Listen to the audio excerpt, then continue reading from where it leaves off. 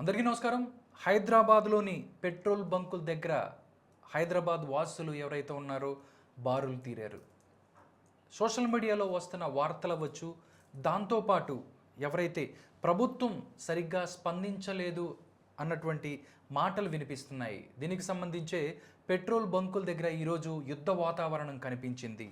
నిజంగా ఎవరు ఫెయిల్ అయ్యారు దీంట్లో? ప్రభుత్వం ఫెయిల్ అయిందా, లేకపోతే ప్రజలే అతిగా ఊహించుకొని భయపడుతూ వాళ్ళు ఈ విధమైనటువంటి ఒక చర్చకు దారి ఇచ్చే పరిస్థితి కనిపిస్తుంది? ఈ విషయాలు మనతో మాట్లాడటానికి ఎన్ఆర్ఐ జ్యోతిరెడ్డి గారు ఉన్నారు. మేడంతో మాట్లాడదాం, మరిన్ని విషయాలు తెలుసుకుందాం. నమస్కారం జ్యోతిరెడ్డి గారు. నమస్తే మేడం. బాగున్నాను madam.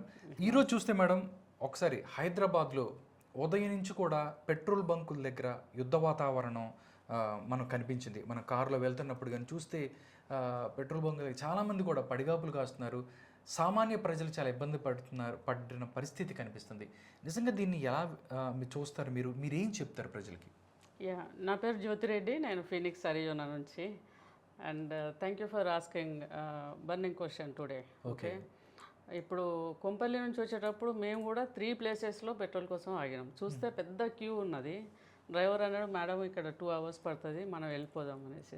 So all the way we came. అంటే డెఫినెట్గా ఇది చూడడానికి చాలా ప్యానిక్ ఉన్నది, కానీ ప్యానిక్ అవ్వాల్సిన అవసరం లేదు.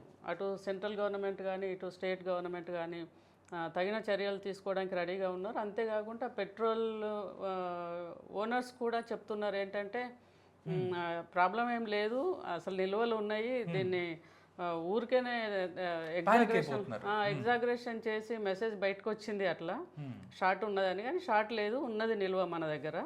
ఇప్పుడు ఒకటేసారి అందరూ రోడ్డు మీదకి వచ్చి ఉండేసరికి అది లేదు అన్న మెసేజ్ పోయింది. యాక్చువల్గా అయితే ఉన్న జనం అంతా కూడా క్యూలో నిలబడినారు, దానివల్ల ప్యానిక్ అవుతున్నారు. ఓకే, చాలామంది ప్రజలు కూడా అంటే ప్రభుత్వం సరిగ్గా స్పందించలేదు. అంటే ఇక్కడ ఎవరైతే ఉన్నారో స్టేట్కి సంబంధించిన ప్రభుత్వం ఇప్పుడు దాకా వాళ్ళు ఎవరన్నా వచ్చి మాట్లాడితే మాకు అర్థమయ్యేది, కనీసం ఎవరు దీన్ని పట్టించుకోలేదనే భావన కూడా ఉంది. దీంతో ఏకీభిస్తారు మీరు? లేదు, గవర్నమెంట్ డెఫినెట్గా రెస్పాండ్ అవుతారు. I'm expecting that. ఇవాళ అసెంబ్లీ ఉన్నట్టుంది కదా, అందరూ లోపల ఉన్నారు, వాళ్ళు బయటకు వచ్చి మాట్లాడాలి కదా, కొంచెం టైం ఇవ్వాలి. అంటే ఇది ఎంత సీరియస్ ఉంది, నిజం వాస్తవాలు ఏంటో వాళ్ళకు కూడా తెలియాలి కదా. సో అంతేకాకుండా అసోసియేషన్స్ వాళ్ళు కూడా, నేను అంటే న్యూస్ రీల్స్లో దాంట్లో చూస్తున్నాను, వాళ్ళు రెస్పాండ్ అయినారు. వాళ్ళు చెప్తున్నారు కదా, పెట్రోల్ బంక్ ఓనర్స్ చెప్తున్నారు, అసోసియేషన్ వాళ్ళు చెప్తున్నారు. దాంతోపాటు పెట్రోల్ ఎవరైతే భారత్ పెట్రోలియం వచ్చు, ఇండియన్ ఆయిల్, వీళ్ళందరూ కూడా సంస్థలు కూడా పెట్రోలియం సంస్థలు అవే వాళ్ళందరూ చెప్తున్నారు, ఉంది నిల్వ, మీరు అంత ప్యానిక్ అవ్వాల్సిన అవసరం లేదు. గమ్మత్ ఏంటంటే నేను ఒక దగ్గర చూస్తూ ఉన్నా, రోడ్డు మీద వచ్చేటప్పుడు కుక్కర్లో, బకెట్లో, తర్వాత డబ్బాలలో స్టోర్ చేస్తున్నారు. అది చాలా డేంజర్. అది అట్లా చేయకండి. ఎందుకంటే పిల్లలు ఉంటారు, సెల్ ఫోన్ ఆన్ చేసినా, ఛార్జింగ్ పెట్టినా, స్విచ్ ఆన్ చేసినా పెట్రోల్ పేలిపోయే అవకాశం ఉంటుంది. చాలా డేంజర్ అది. ఎవరు కూడా ఇంట్లో పెట్రోల్ నిల్వ పెట్టకండి. మూతలు ఉన్నా సరే పెట్టొద్దు, అది ఎవాపరేట్ అవుతుంది, ఇంట్లో డేంజర్ అది.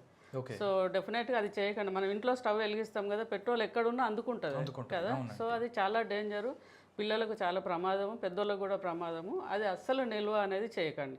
కొన్ని రోజులు మనం ట్రాన్స్పోర్టేషన్ పద్ధతులు మారుస్తాం కదా, అది బెస్ట్. మీరు పబ్లిక్ ట్రాన్స్పోర్టేషన్ వాడండి, బస్సులు వాడండి, మెట్రో ఉంది అది వాడండి, లేకపోతే షేరింగ్ వెళ్ళండి. సో ఒకరిద్దరు, ముగ్గురు, నలుగురు కూడా కలిసి ట్రావెల్ చేయొచ్చు. ఇంకొకటి, ఎమర్జెన్సీ అయితేనే బయటకు రండి. ఇది సద్దు మరిగేంత వరకు 1-2 days పడుతుండొచ్చు. ప్రాబ్లమ్స్ ఎక్కడైనా వస్తాయి, కామన్ కదా, అమెరికాలో కూడా వస్తాయి డెఫినెట్గా. దానికి మనం ప్రజలు సంయమనం పాటించి దాన్ని కొంచెం సద్దు మరిగేంత వరకు ఓపిక ఉండాలి. అందరూ వచ్చి రోడ్ల మీద పెట్రోల్ బంక్ దగ్గర నిలబడితే కష్టం కదా, అలా వద్దు, ప్యానిక్ కావద్దు. So that's what. ఓకే, ఇంకోటి కూడా ఏంటంటే గ్యాస్కి సంబంధించి కూడా వాళ్ళు మాట్లాడుతున్నారు. గ్యాస్ కూడా అంటే ఏదైతే ఇరాక్, దాంతోపాటు ఇజ్రాయెల్కి సంబంధించిన వార్ వల్ల ఇదంతా కూడా జరుగుతుంది. చాలామంది తిండి లేక ఇబ్బంది పడుతున్నారని కూడా కొంతమంది ఈరోజు మనం మాట్లాడిన పరిస్థితి కనపడుతుంది.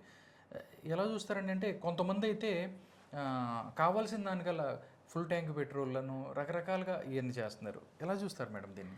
ఇది వార్ అనేది అవుతుంది, అది కూడా సద్దు మనిగేంత వరకు షార్టేజ్ ఉంటాయి. మరి ఎక్స్పోర్ట్ ఇంపోర్ట్ బిజినెస్ దెబ్బతింటుంది కదా.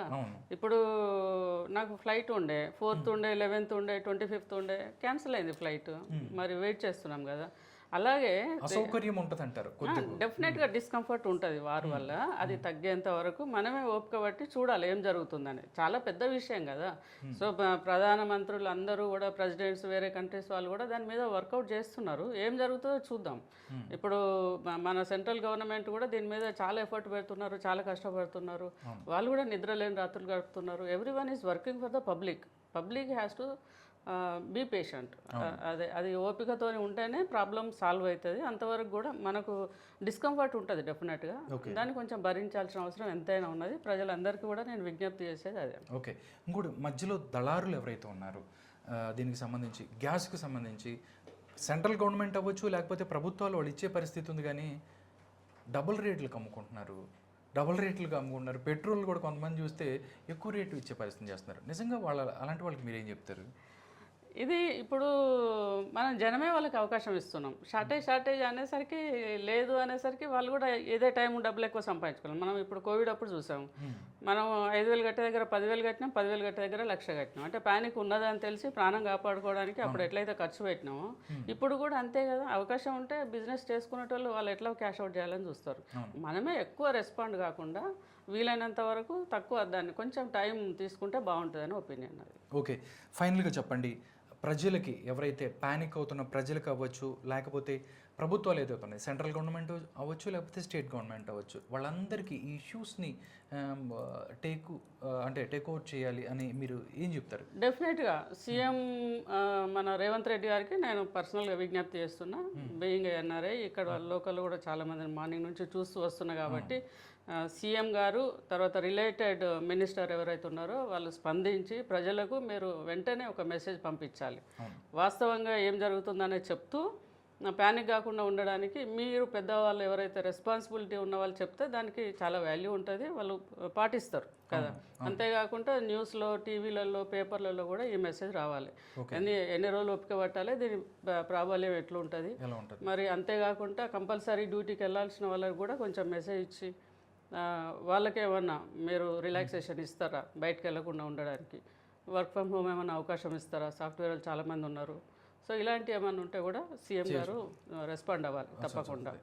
ఓకేనండి, డెఫినెట్లీగా గవర్నమెంట్ వైపు నుంచి రెస్పాన్స్ వస్తుందని ఆశిద్దాం.